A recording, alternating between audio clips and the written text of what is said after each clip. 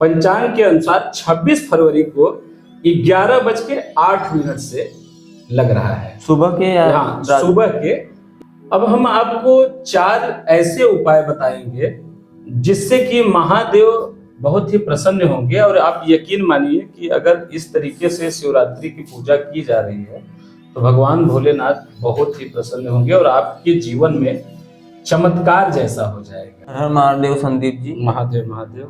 हम आपसे आज ये जानना चाहते हैं जी कि जो आने वाली शिवरात्रि का पूजन है जी वो 26 तारीख को किया जाए या 27 तारीख को किया जाए। कहीं पे हम खड़े थे तो वहाँ काफी लोग खड़े थे तो वहाँ बोल रहे थे 26 तारीख को, कोई 27 तारीख को। जी तो कौन सा डेट है जो हम लोग पूजन करें?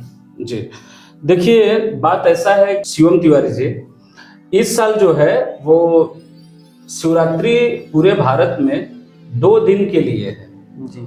उसको हम ऐसे समझाना चाहेंगे कि शिवरात्रि आपको 26 तारीख को आ रही है क्योंकि ये रात का पर्व है। भगवान शंकर जी का जो विवाह था जी। वो आज के दिन हुआ था, महाशिवरात्रि के दिन। ठीक है, तो ये जो महाशिवरात्रि का पर्व है ये आपका 26 तारीख को लग रहा है। सबसे पहले अगर पंचांग में देखा जाए तो पंचांग आपका बता रहा है कि महाशिवरात्रि का जो योग है पंचांग के अनुसार 26 फरवरी को 11:08 से लग रहा है सुबह के या हाँ सुबह के 11:08 से। ठीक है, जिसकी समाप्ति जो है वो 27 तारीख को आ रही है और 27 तारीख को 8:54 तक है ये रात्रि में या सुबह के। तो 27 कुछ लोग को इसलिए मान रहे हैं 27 को क्योंकि हिंदू प्रथा में उदया तिथि का मान्य होता है जी। कि मतलब सूर्य उदय के पहले यानी सूर्य उदय तक जो तिथि होती है उसको पूरे दिन माना जाता है।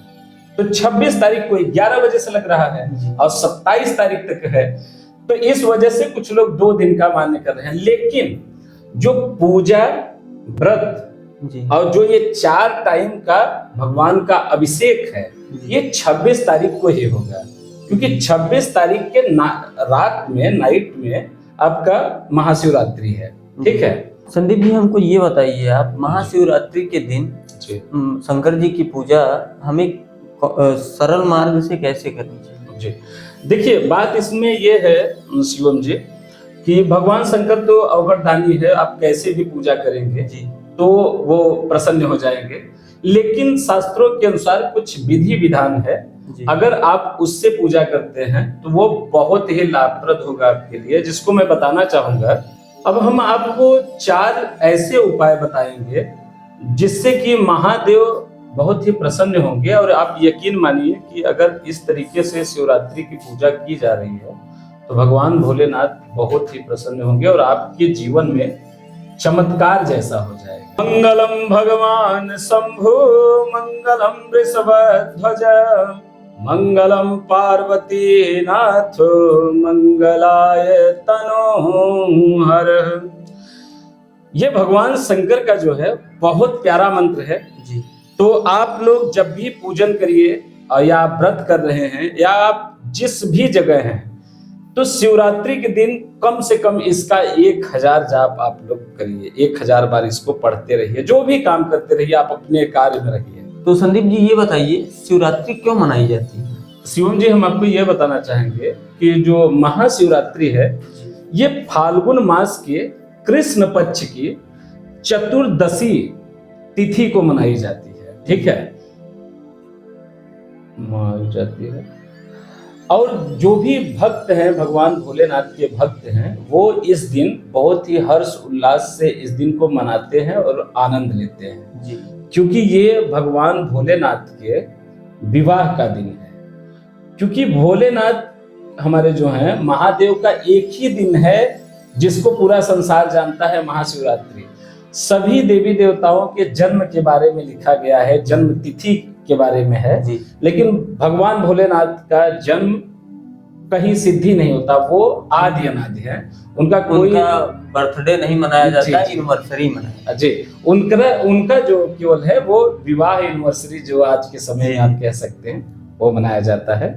तो हम लोग जो महाशिवरात्रि मना रहे हैं, तो आप ये समझिए कि हम लोग उनका एनिवर्सरी या वर्ष जो वैवाहिक वर्षगांठ है वो मना रहे हैं, इसलिए हम लोग शिवरात्रि मनाते हैं। जी संदीप जी, जी हमको ये बताइए, जो शिवरात्रि के दिन महादेव का जलाभिषेक किया जाता है, जी कुछ लोग पार्थिव शिवलिंग बना के घर पे कर लेते हैं, कुछ लोग मंदिर पे करवाते हैं, तो जलाभिषेक का सही नियम क्या है और कैसे ये करना चाहिए? जी शिवम जी, बहुत अच्छा प्रश्न है कि भगवान शंकर का जो जलाभिषेक किया जाता है, लोग अपने घर में भी करते हैं, मंदिर में भी करते हैं, तो ये इसमें क्या होता है कि कुछ लोग जो है ना, जब मन हुआ तब वो कर लिए, तो इसका एक विधान है, और विधान इस तरीके से है कि जो शिवलिंग है उसकी पूजा तो आप कभी भी कर सकते हैं, लेकिन महाशिवरात्रि के दिन 4 जलाभिषेक के समय निर्धारित किए गए हैं।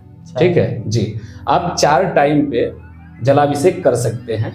तो शास्त्रों के अनुसार और जो पंचांग में ये समय निकल रहा है, वो इस बार इस तरीके से आ रहा है कि जो हमारा पहला शिवरात्रि का जो जलाभिषेक किया जाएगा जी, तो ये दिन के यानी सुबह के 6:47 से 9:42 तक ये शुभ माना जाएगा।